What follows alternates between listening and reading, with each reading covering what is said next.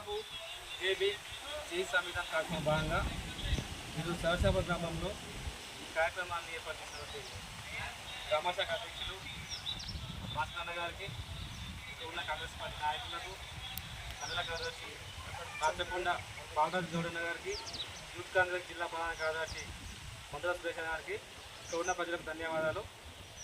అలాగే కర్రపాటి కృష్ణమయ్య గారికి, అలాగే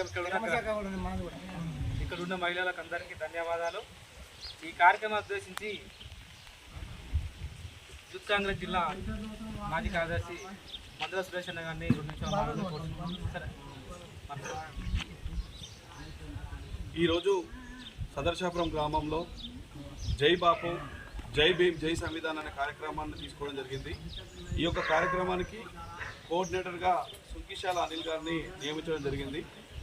అదేవిధంగా ఈ యొక్క కార్యక్రమం ఏఐసిసి ఆదేశాల మేరకు, రాష్ట్ర కాంగ్రెస్ పార్టీ సూచన మేరకు, మందల సామేలన్న గారి సూచన మేరకు ఈ యొక్క సదర్శాపురం గ్రామంలో భారత రాజ్యాంగ పరిరక్షణ గురించి ర్యాలీ చేయడం జరిగింది. జై బాపు జై భీమ్ జై సంవిధానం అంటే ఏంటంటే, జై బాపు అంటే మహాత్మా గాంధీ ఎట్లయితే అహింస శాంతి సిద్ధాంతాలను తీసుకొని బ్రిటిష్ ప్రభుత్వంపై మెడలు వంచి స్వాతంత్రం తీసుకొచ్చిండో ఆ జై బాపుని తీసుకుంటూ, అదేవిధంగా జై భీమ్ అంటే అంబేద్కర్, డాక్టర్ బిఆర్ అంబేద్కర్ భారత రాజ్యాంగాన్ని రచించారు. ఆ భారత రాజ్యాంగంలో రచించినటువంటి ఆర్టికల్స్ పుణ్యానే ఈరోజు మనం ఈ విధంగా మాట్లాడే హక్కు అయిన స్వేచ్ఛగా ఇప్పుడు నాకున్న భావాన్ని వ్యక్తపరచడానికి కూడా అవకాశం కల్పించింది డాక్టర్ బిఆర్ అంబేద్కర్ గారు. సో జై సంవిధాన్ అంటే భారత రాజ్యాంగం, అంటే సంవిధానం అంటే రాజ్యాంగాన్నే మళ్ళీ ఇంకొక పేరులో సంవిధానం అని పిలుస్తారన్నమాట. అయితే ఇప్పుడు ఈ కార్యక్రమాన్ని తీసుకోవడం గల కారణం ఏంటంటే, బీజేపీ ప్రభుత్వం మోడీ ప్రభుత్వం ఏమైందంటే, దాంట్లో ఉన్నటువంటి అమిత్ షా గారు రాజ్యసభలో జై భీమ్ జై భీమ్ జై భీమ్ అని ఎందుకంటారు? ఊకే ఓ దేవుణ్ణి మొక్కితే పుణ్యం అని వస్తుంది, జై భీమ్ మొక్కితే ఏమొస్తుంది అనే ఒక విడ్డూరమైన చర్య చేసినటువంటి అమిత్ షాని కించపరిచింది కాబట్టి, అంబేద్కర్ని కించపరిచింది కాబట్టి, కాంగ్రెస్ గవర్నమెంట్లో ఉన్న ప్రతి ఒక్కరు, రాహుల్ గాంధీ గారు అందరూ కూడా వినతి పత్రాలు ఇచ్చి ఎన్ని రకాలు ఇచ్చినా అమిత్ షా మీద యాక్షన్ తీసుకోమంటే ఎలాంటి యాక్షన్ తీసుకోకుండా, ఆయనను సస్పెండ్ చేయకుండా పార్టీ నుంచి అట్లే ఉంచినందుకు మన రాష్ట్ర కాంగ్రెస్ పార్టీ మరియు ఏఐసిసి ఆదేశాల మేరకు ఏం చేశారంటే, తప్పకుండా మనం అహింస శాంతి సిద్ధాంతాలనే నమ్ముకొని జనాల మధ్యలోకి వెళ్ళి జనాలకే వివరణ చెప్తే, జనాలందరూ కూడా ఏంటంటే, జనాలు ఎందుకు చెప్పమంటున్నారంటే ఓటు హక్కు. సో మనకు ఇచ్చింది ఓటు హక్కు, ఓటు వేస్తేనే ఇలా ప్రభుత్వాలు నిలబడుతున్నాయి, ప్రభుత్వాలు కూలిపోతున్నాయి. సో అలాంటి ఓటు హక్కు వేసే ఓటు ద్వారానే ఈరోజు బీజేపీ గవర్నమెంట్ కేంద్రంలో ఉంది. సో అలాంటి కేంద్ర ప్రభుత్వం ఉన్నటువంటి బీజేపీని ఈ ఓటు హక్కు ద్వారా మనం వాళ్ళని తగ్గించాలి. అంటే వాళ్ళని ఓడగొట్టేసి రాష్ట్రంలో అయినా కేంద్రంలో అయినా కాంగ్రెస్ గవర్నమెంట్ వచ్చిందనుకోండి, తప్పకుండా భారత రాజ్యాంగాన్ని పరిరక్షించడంలో ముందుంటుందన్న ఆలోచనతోటి ఈ యొక్క కార్యక్రమాన్ని తీసుకోవడం జరిగింది. ఇలా మనం ఓటు హక్కు వేస్తున్నాం. ఓటు హక్కు మనకు కల్పించింది డాక్టర్ బిఆర్ అంబేద్కర్ గారు. ఆ ఓటు హక్కు వల్లనే ఇలా ఎవరైనా సరే రాజ్యాంగంలో ప్రభుత్వంలో నిలబడగలుగుతున్నాం. ఆ ఓటు వేయకపోతే ఎవరికి రాదు. ఆ ఓటే మనకు ప్రాధాన్యం. ఇంకొక చిన్న విషయం ఏంటంటే, ఇలా మనం ఈ కార్యక్రమం చేస్తున్నాం కాబట్టి కంపల్సరీ ప్రతి ఒక్కరు కూడా భారత రాజ్యాంగం గురించి తెలిసి ఉండాలి. ఇలా బీజేపీ ప్రభుత్వం ఏం చేస్తుందంటే, కులాల మధ్య మతాల మధ్య చిచ్చు పెడుతుంది.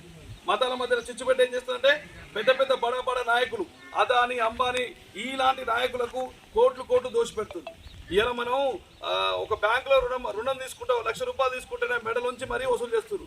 అదే పెద్ద నాయకులు ఎవరు అదాని అంబానీ లాంటి వాళ్ళు 16.03 లక్షల కోట్ల రూపాయలు తీసుకుంటారు. వీళ్ళంతా ఎగ్గొట్టారు ఎవరికి? మన గవర్నమెంట్. అయినా సరే వాళ్ళు మంచోళ్ళు, కానీ ఒక రైతు 1 లక్ష రూపాయలు తీసుకుంటే ఏమల్లేని పరిస్థితి ఉన్నటువంటి కేంద్ర ప్రభుత్వాన్ని మెడలు వంచి తప్పకుండా మనకు ఏదైతే అవకాశం ఇచ్చిన ఓటు హక్కును వినియోగించి కేంద్ర ప్రభుత్వంలో కూడా తప్పకుండా మన కాంగ్రెస్ గవర్నమెంట్ వస్తే అందరికీ బాగుంటుందన్న ఆలోచనతో ఈ సౌదేశంతో ఈ కార్యక్రమాన్ని చేయడం జరుగుతుంది. ప్రతి ఒక్కరు కూడా మీరు అమ్మలక్కలు తప్పకుండా భారత రాజ్యాంగాన్ని పరిరక్షించుకోవాలి. భారత రాజ్యాంగంలో ఉన్నటువంటి ఆర్టికల్స్ పుణ్యానే ఇలా మనకు తెలంగాణ వచ్చింది. ఆర్టికల్ 3 ప్రకారం ఈరోజు మనం తెలంగాణ వచ్చింది. తెలంగాణలో మనం స్వచ్ఛ బతకగలుగుతున్నాం. ఎందుకంటే ఈ ఆర్టికల్ రాయకపోతే, ఆ రోజు అంబేద్కర్ రాయకపోతే ఇలా ఏది కూడా వచ్చేది కాదు. సో అంబేద్కర్ అనేటోడు మనకు దేవుడు లాంటోడే, దేవుడి కంటే దేవుడు లాంటోడే తప్పకుండా. ఎందుకంటే జై బాపు జై భీమ్ జై సంవిధాన్ ఈ యొక్క 3 కార్యక్రమాలు కూడా తప్పకుండా మా జనాలకు తెలియజేయాలనే ఉద్దేశంతో ఈరోజు మనం సదర్శాపురం గ్రామానికి వచ్చినాం. ఈ సదర్శాపురం గ్రామంలో మాకు సహకరించినటువంటి కాంగ్రెస్ కార్యకర్తలందరికీ కూడా పేరును కృతజ్ఞతలు తెలియజేస్తూ థ్యాంక్ యూ. ఇక్కడికి ఇచ్చేసినటువంటి ప్రతి ఒక్కరికి పేరు పేరు నమస్కారం తెలియజేస్తూ జై బాపు, జై భీమ్, జై సంవిధాన్.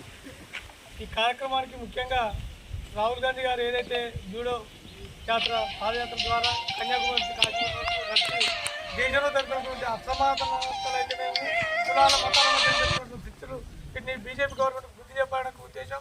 తర్వాత ఒక 4 నెలల క్రితం అంటే నిండు పార్లమెంట్లో అమిత్ షా అనే ఒక హోంశాఖ మంత్రి, కేంద్ర హోంశాఖ మంత్రి అంబేద్కర్ అవమానించిన ఆ యొక్క విధానాన్ని బట్టి ప్రతి ఒక్క గడప గడపకు అంబేద్కర్ గారి సిద్ధాంతాన్ని మరియు రాజ్యాంగాన్ని రక్షించుకోవడానికి చేసినటువంటి ఈ యొక్క కార్యక్రమాన్ని ఇక్కడ విజయవంతం చేయడానికి వచ్చే ప్రతి ఒక్కరికి పేరు నమస్కారం తెలియజేస్తూ, అలాగే ఇప్పుడు మనం కాంగ్రెస్ ప్రభుత్వం చేపట్టినటువంటి ఒక ఉపాధి హామీ పని చేస్తున్నాం. అంటే కాంగ్రెస్ గవర్నమెంట్ చేసింది, మోడీ చేసింది కాదు, కేడీ చేసింది కాదు, కేసీఆర్ చేసింది కాదు, కాంగ్రెస్ గవర్నమెంట్ ఇచ్చింది. మనకు ఇలా సన్నబియ్యం ఇస్తుంది కాంగ్రెస్ పార్టీ. ప్రతి ఒక్క విషయాన్ని మనం గడప గడపకి ఇక్కడ రాజులైనా సరే వచ్చిన వాళ్ళనే వాళ్ళకి తెలియజేస్తూ ఇలా సన్నబియ్యం ఇచ్చిందైనా సరే ఉపాధి పెంచిందైనా సరే కాంగ్రెస్ పార్టీ అనే విషయాన్ని ప్రతి ఒక్కరు గుర్తు చేసుకుంటూ, అలాగే రాజ్యాంగం మీద జరుగుతున్నటువంటి బీజేపీ చేస్తున్నటువంటి నరేంద్ర మోడీ చేస్తున్నటువంటి ఆయన ద్వయం చేస్తున్నటువంటి ఒక వ్యతిరేక విధానాలను ప్రతి ఒక్కరు గడప గడప చేరవేయాలని, అలాగే మా కాంగ్రెస్ శ్రేణులకు కూడా ఇదే పిలుపునిస్తున్నాం. గడప గడపకు ఈ యొక్క జై బాపు, జై భీమ్, జై సంవిధానం అనే ఈ కార్యక్రమాన్ని ఈ ప్రోగ్రాం యొక్క విధి విధానాలను ప్రతి ఒక్క గడపకు చేరవేయాలని కోరుతూ ఇంత చిన్న